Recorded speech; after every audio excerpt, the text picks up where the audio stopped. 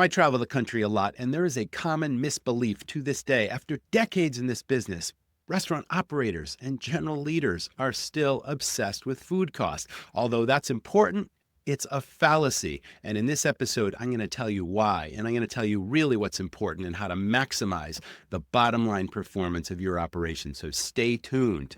I'm sure you've heard about my restaurant academy, but if you're really looking to up-level your operation, finances, marketing, staff training, salesmanship, even logistics on how to purchase another restaurant or negotiating a lease, everything is in the academy. It's turnkey, and the best part is you don't follow it from point A to point B. You decide what's most important. What are the priorities in your business to improve that business and its performance? Any member of your staff can learn any of the courses in the academy to execute and improve your business. It is a win-win situation. So check that out at restaurantrockstars.com. Now, on with this episode, all about boosting your bottom line. You're tuned in to the Restaurant Rockstars podcast. Powerful ideas to rock your restaurant. Here's your host, Roger Bodwin.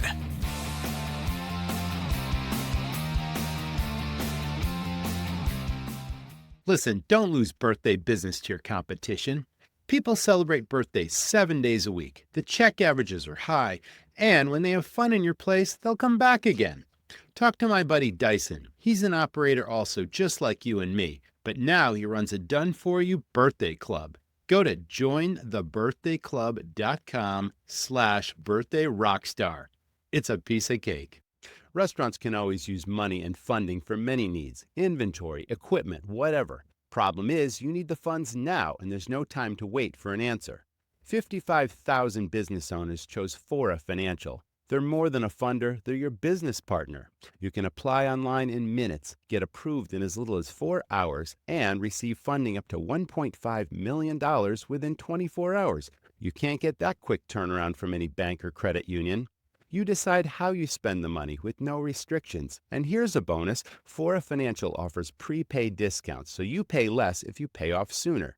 Go to forafinancial.com/rockstar. That's FORA financial.com/rockstar. Funding subject to terms and conditions. So what's this fallacy I'm talking about? The fallacy is our industry is obsessed with food cost. And yes, food cost is important, but what you should be focused on is profit. Menu profit is the bottom line needle mover. You take profit to the bank and not food cost. I would rather sell steaks at a high food cost all day long versus a lower pizza or profit item that has a lower food cost and a lower profit. But I'm going to tell you exactly how to get a low food cost. A low food cost comes from 1, efficient ordering. 2, cross-utilizing ingredients. You don't bring in 1 or 2 ingredients if they only go across 1 or 2 menu items. Ideally, you want every ingredient to go across multiple dishes, and that lowers your waste and your spoilage. That's really important. Shopping ingredients. Now, your suppliers, maybe you work with a big box supplier or smaller suppliers, but they know what you're buying now. But these suppliers, they buy big volume of their ingredients. And sometimes they're bringing in new products all the time. And maybe they bought a larger quantity of this product versus the one you're buying. So you don't ask, you don't get. I always ask my suppliers, you know what I'm buying now? Is there anything comparable where I can taste a sample? And if I think that the quality is there and the flavor profile is the same and the guest won't know the difference, why wouldn't I order that product? I was always asking that question. And they always knew to bring new items to my attention that would be profitable or more profitable than what I'm selling. Portion controls. A long time ago, I started a wood-fired pizzeria 30 years ago. I was open for a couple of weeks, and I just happened to be standing on the pizza line. And I'm watching 3 different pizza makers make the exact same pepperoni pizza. Now, one pizza maker put 10 slices of pepperoni on it, and I'm counting. And then I watched the next person who put 12, and then the next person put 13. And this is a true story. I went to my kitchen manager. I like to call all my managers leaders, and maybe you know why. But anyway, I asked my kitchen leader, what's the spec call for on this pepperoni pizza? She's 10 slices. I'm like, I just watched 2 other pizza makers put 2 or 3 extra slices of pepperoni. We're selling a couple hundred of these pizzas a day. We've been open a couple of weeks. How much is this impacting our food cost and our profit? So Again, portion control standards were put in place. That is super, super important.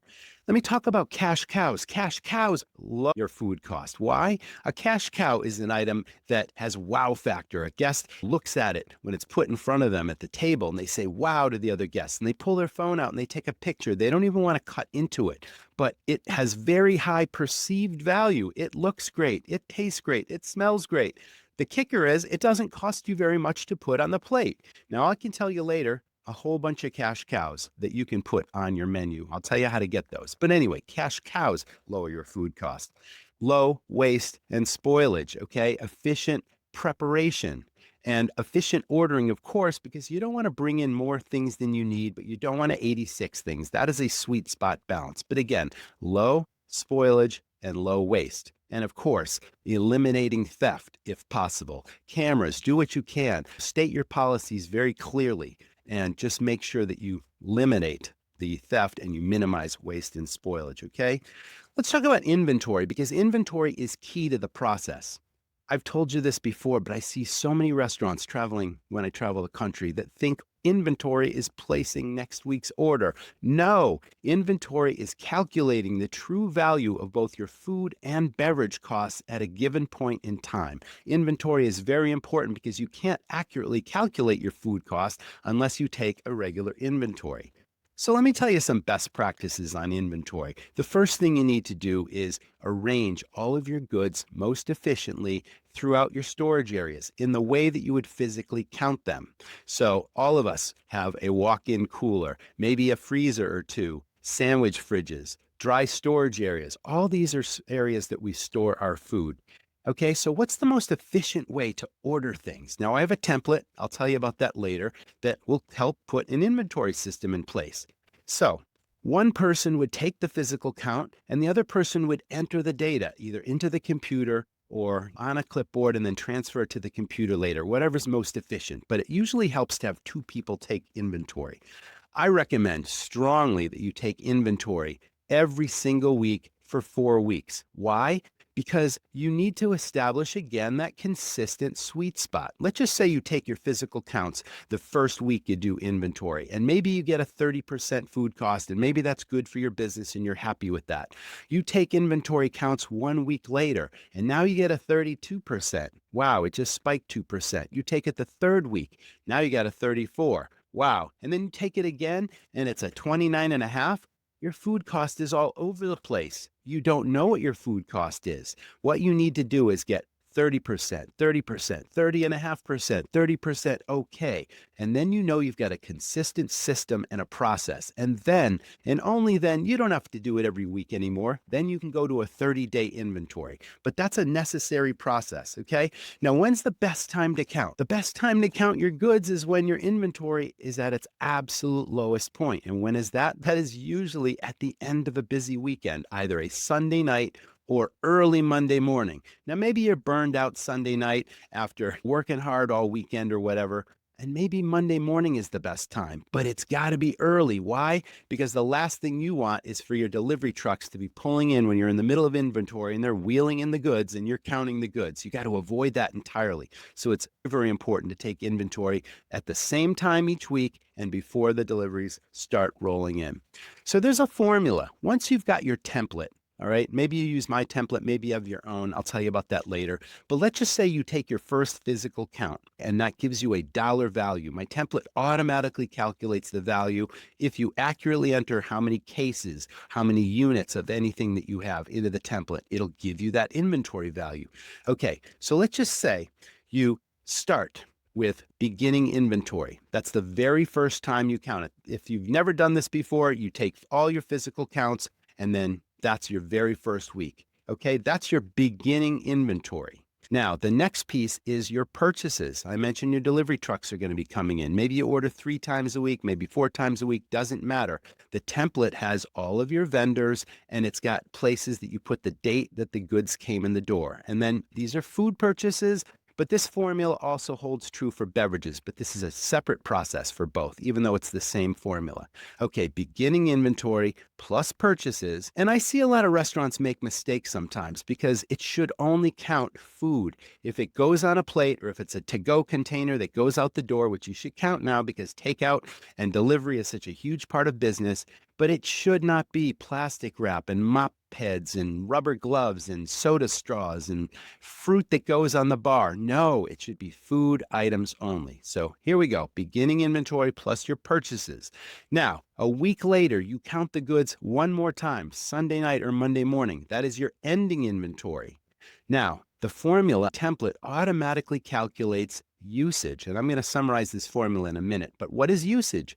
Usage is everything that you sold to a guest. I like to call them guests, not customers. Everything you sold to a guest for full price.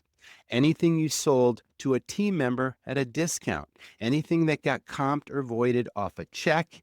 Anything that got thrown in the trash, wasted, or stolen. Okay, that is your true food cost, and that is usage. But again, that's automatically calculated in this formula. The only other variable that you need to plug in is your food sales. And it's for that weekly period, a 7-day period only, never 8, or else your food cost is going to be wildly skewed. So once your inventory system in place, you have the template, you've got all your ingredients listed in the most efficient way that you would count them, and you get a number 4 weeks in a row, you take it. The first week, that is your beginning inventory. 1 week later, that is your ending inventory. So the formula, beginning inventory plus purchases for the week, food only, okay, minus ending inventory equals usage. And I just explained that was divided by sales equals your food cost percentage. And again, you do the very same process for your beverages. If you sell liquor and draft beer and wine and soft drinks, you should take a separate inventory for those. And the formula remains the same, as is the system. All right. So what do you do? What's the most important thing after you take inventory and you figure out your food costs? Let's talk about the food costs now. It's vitally important that you cost out your menu, every item, every category, all the time. Why? Because there's inefficiencies that I see in restaurants everywhere, and they're losing money every single day. Because one, they haven't costed out their menu. They might find out that they're losing money selling certain items. But again, there's a template for that, and I call it the Menu Profit Accelerator. If it's interesting to you, I'll tell you how to get it. It's in the Academy. But anyway, let's talk about the process. Cost out your menu. That means you have a cost sheet for every single menu item. And yes, there's a little bit of homework up front, but once the homework is done, it's a system. But it's vitally important to cost out every single menu item. It's going to tell you, a menu plate cost sheet is going to tell you 3 things. It's going to tell you what it costs you to serve that dish to your guests, no labor included, just ingredients. It's going to show you the profit per item because you know what you charge the guest for that item. You simply subtract the plate cost from what you charge the guest, and that's your profit. And then the simple math gets divided and it tells you your food cost. It starts with a cost sheet. Every item, every category, don't miss them. What do you do next? You rank every item in each category one at a time from the most profitable item to the least profitable item. And you might have 3 or 4 or 5 appetizers. You might have a couple of soups and salads, burgers, sandwiches. These are all separate categories. Of course, you probably have entrees. Maybe you have 6, 7, 10, 12 entrees and desserts. Maybe you have 4 or 5 desserts. These are all categories. You need a cost sheet for every single item because overall, you could be losing a ton of money. So once you've ranked them, okay, if you've got a cost sheet, I don't care if it's on the computer, I don't care if it's a bunch of papers and it's cost sheets in each category. This is most profitable. This is the second most, the third most profitable. You get the idea. It's so important to know because next you're going to run a point of sale report. Now, I like a lot of data. If you don't change your menu but once a year, you've got 12 months of rock solid data that shows the volume of sales for every single menu item. If you change your menu twice a year, at least you have 6 months of data, but the more data, the better. Next thing you do, whether it's on the computer in my template or just on pieces of paper, you would have the volume of sales attached to every single item in each category, because now you're comparing profit to volume, okay? And that's so important. So the template, the Menu Profit Accelerator does all this. All you have to do is cost out your menu and plug in the information, go to the point of sale, plug in the information. It's going to show you are leaving money and profit on the table every day. And I'm betting, because I've seen this several times, that your lower profit items are stealing sales from what you want to be selling, what you could be selling, your most profitable items. Now, I'm not suggesting that every guest wants to buy the most profitable item. But there is a template and a formula to shrink that spread or that profit difference so that you've got a reasonable menu that delivers a strong profit across the board. And that is your goal. Let me give you a couple examples. I did this when I owned restaurants for decades, and I always had my menus costed out accurately, regularly. And then we constantly ran point of sale reports looking at volume of sales. And we tightened our menus up and tightened our menus up. And every time we had a new menu, we ensured that it was really tight. Okay. Hey, I recommend you do that because I've consulted with numerous clients, and I'm going to give an example. I worked with two $3 million operations, busy lunch and dinner restaurants, and I showed them in the past year, they had lost a potential profit of over $350,000 each across their lunch and dinner menus. Wow. Why? Because the profit difference in each category was many dollars, and the lower profit items were the most popular items in the place. I just wrapped up a consulting gig with a pizzeria chain, 5-location pizzeria, and across their entire menu, they left a potential profit of $885,000 on the table. Running my restaurants taught me that the right tools move your business forward. So I'm a fan of Touch Bistro. It's more than just a POS, it's an all-in-one restaurant management system built by restaurateurs. Touch Bistro helps speed up service, reduce errors, and turn tables faster, while loyalty programs, online ordering, and contactless payments boost your bottom line. Plus, real-time analytics, inventory tracking, and staff scheduling are game changers. Want to learn more? Reach out to my friend Becky at BTARTICK@touchbistro.com or give her a call at 647-360-3994. She'll give you the full scoop and take great care of you. Now, no restaurant can afford to lose a couple $100,000 or just under $1 million. This is a vital exercise to do, okay? I'm pretty sure it's happening across the board in many operations, regardless of price point. So check it out, all right? You cannot control inflation. You can't control the highest labor costs ever or the volatility of goods. But unless you own 10, 20, 30 restaurants or a big chain, okay, and I hope you don't have leverage, you don't have economies of scale, the only thing that you can control is your menu profit. And that's why I'm putting such a strong emphasis on this, okay?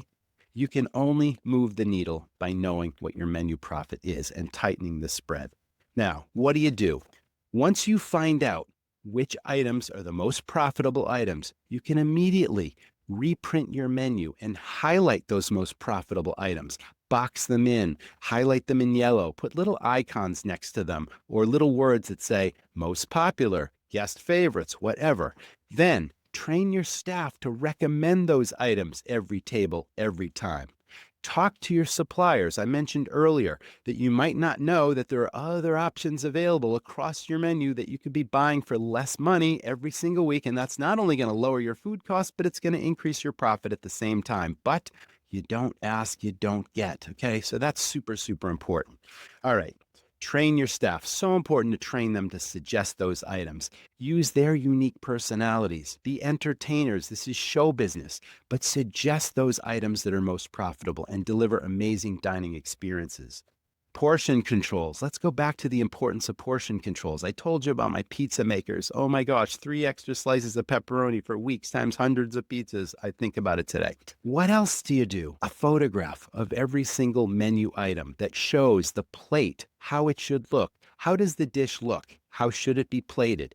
How many ingredients, whether it's pepperoni or how many ounces of chicken, whatever it is, what's the size of the starch or the vegetable or whatever it is, everything should be documented. And then you train your people on this in how to make those dishes. And then the third piece is checks and balances. I told you I was standing on the pizza line just randomly watching and I saw this. So train your dining room leader or train a top server or train your kitchen managers just to routinely spot check this stuff all the time so that your people know that you're watching and that you insist on portion control standards. Okay, that's super important. Drop the low profit items. If you've got items that are selling huge, you can either raise the price significantly because you know the customer will pay that, the guest will pay that price, or if you just can't raise it anymore, but it's a huge seller, you've got to bring in an alternative. You got to drop that off the menu because it's stealing your profit, folks. Okay. And then you want to tighten up. You want to go back to the drawing board and redesign a menu that maximizes profit across the board. Now, here's my standard. For lower priced items on your menu, if we're talking about soups and salads and desserts, I've always insisted on a 50 cent or less profit spread or difference. You want every item in those categories to be within a 50-cent profit of each other. Okay. You want every entree or more expensive item to be within $1 or less of each other, but never many dollars. I told you about those restaurants I worked with in every category. The appetizers were losing these restaurants $3, $4, $5. The entrees or the pizzas in that 5-location pizzeria, I saw anything from $3 to over $10 in lost profit. It's unbelievable. And if that's really the volume of sales, and every time you sell this, you're losing $10 from what you could be selling, that's why your bank account is not growing, even though you're filling your seat. Now, I want you to go out there and rock your restaurant. Deliver guest experiences that are memorable, that'll bring them back, that'll lead to positive online reviews. Train your team to be personalities, to be actors and actors on stage, to make friends with your guests, and train them in service and salesmanship. Create really powerful loyalty. Don't run a restaurant. Run a business and build a brand that drives loyalty and repeat business. Play your best game, but always watch what the competition is doing. All right? And last of all, enjoy the business and share the love. I'll see you next time. All right. If you're still listening, I definitely got your attention, and you definitely are now really going to be obsessed with profit versus food cost. I mentioned templates. Again, everything is turnkey and included in the Restaurant Rockstars Academy. It starts with the Menu Profit Accelerator. That's probably the most important thing that you can do to really dive in and figure out where you might be losing money and how to maximize menu profit. But I talked about inventory. I talked about cost of goods. I talked about all these templates. Everything is a really cool video that you can watch that explains the concepts. And then we include turnkey automated spreadsheets that teach you what the numbers are, what they mean, where to find them, how to plug them into the template, and what the end result should look like without making mistakes. And we also talk about some common mistakes that restaurant owners and operators have made. So again, everything you'll find at restaurantrockstars.com, and it's called the Academy. So I hope to see you there. Thanks again for listening. We'll see you in the next episode. Thanks for listening to the Restaurant Rockstars podcast. For lots of great resources, head over to restaurantrockstars.com. See you next time.